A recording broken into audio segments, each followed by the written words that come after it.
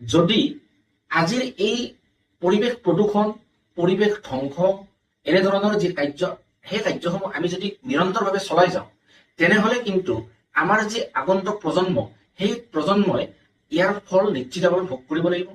আমি যদি সময় থাকোঁতে সজাগ আৰু সচেতন নহওঁ, তেনেহলে কিন্তু বছৰত কেৱলমাত্ৰ এটা দিনত পৰিৱেশ দিৱস পালন কৰি কোনো ধৰণৰ লাভ হ'ব বুলি অনুভৱ কৰিব পৰা নাযায়।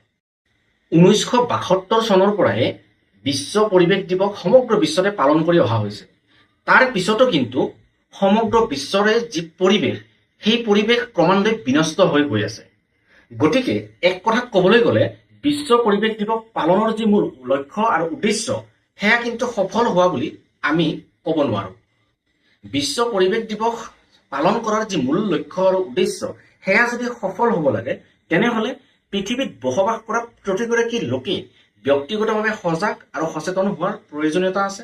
অন্যথা কেৱল কাগজ কলম আৰু অনুষ্ঠানৰ মাজতে বিশ্ব পৰিৱেশ দিৱসৰ যি তাৎপৰ্য, সেয়া থাকি যাব।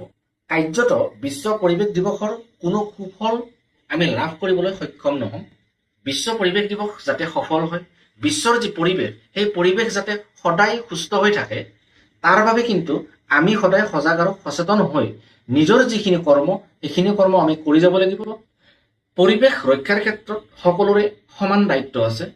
যদি আমি ভাবোঁ যে মোৰ কোনো ধৰণৰ দায়িত্ব নাই, কোনোবা সংগঠন, কোনোবা চৰকাৰ অথবা কোনোবা প্ৰকৃতিপ্ৰেমী লোকে প্ৰকৃতি ৰক্ষাৰ ক্ষেত্ৰত তেওঁলোকে কাম কৰি যাব, মোৰ কোনো ধৰণৰ দায়িত্ব নাই, তেনেহ'লে কিন্তু আমি লাহে লাহে এক বিষাক্ত পৰিৱেশৰ মাজলৈ সোমাই যোৱাৰ উপক্ৰম